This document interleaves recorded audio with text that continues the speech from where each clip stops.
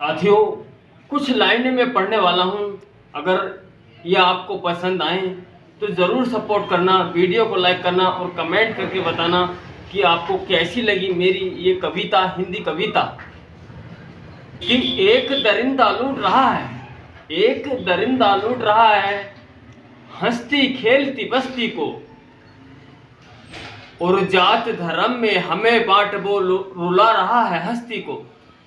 कि साथियों, एक व्यक्ति है जो हम सबको लूट रहा है, जो हमें जाति और धर्मों में बांटकर यानी हस्ती महिलाओं को रुला रहा है। यानी दंगे देश में हो जाते हैं, उसमें हिंदू मरे तो, मुस्लिम मरे तो, दर्द तो सबको ही बराबर होता है।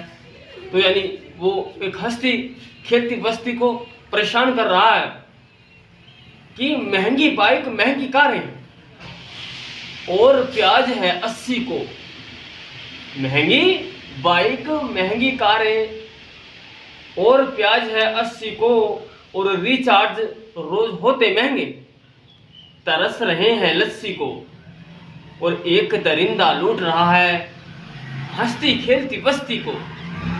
कि साथियों, अब बाइकें 27,000 की हुआ करती थी, यानी 2009 की बात है, ये 10 की बात है और 12 तक की बात है।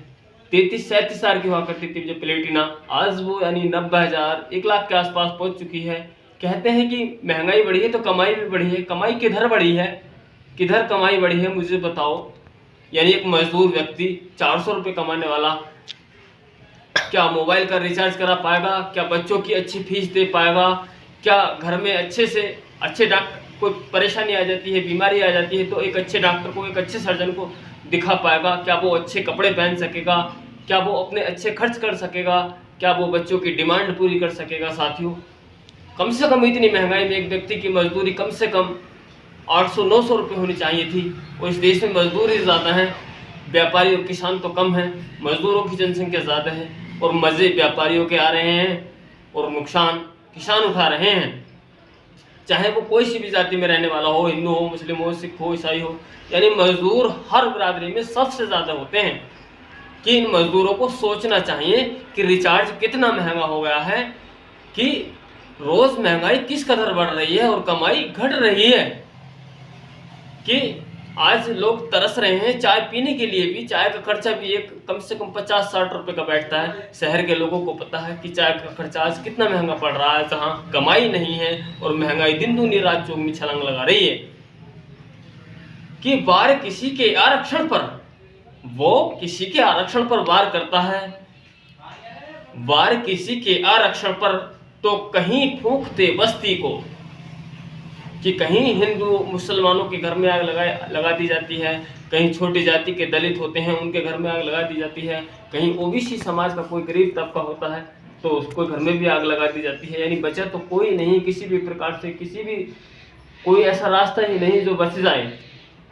कि वार किसी के आरक्षण पर तो कहीं फूंकते बस्ती को, और गुंडाई नाम न ले थमने का, रुला रहे हैं हस्ती को।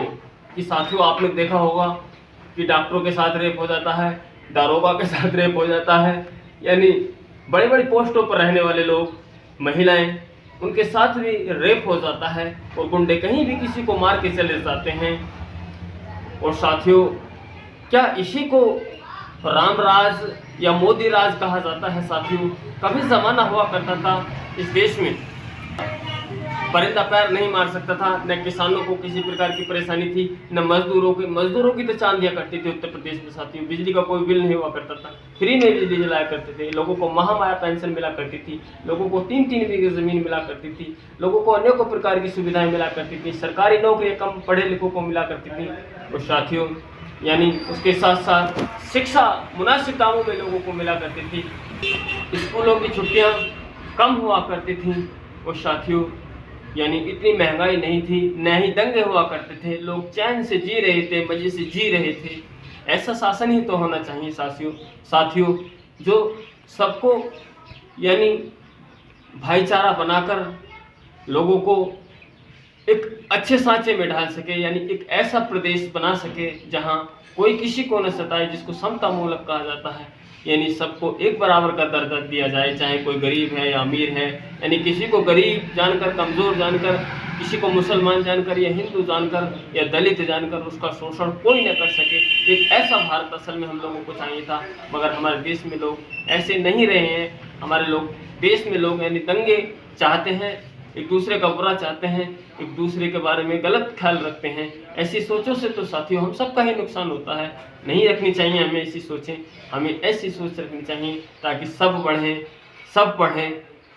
सब पढ़ेंगे तो साथियों कहते हैं ना, जितना चिराग ज़्यादा होते हैं उतनी ही ज़्यादा रोशनी होती है। तो इस देश को ऐसे ही नहीं कहा जाता कि सोने की चिड़िया, क्योंकि यहाँ हिंदू, मुस्लिम, सिख, ईसाई असल में सब प्रेम से रहते। बहन जी की सरकार में ऐसी सरकार हम सबको चाहिए। तो साथियों अधिक समय आपको न लेते हुए चलता हूँ। जय भीम, जय भारत, जय हिंद।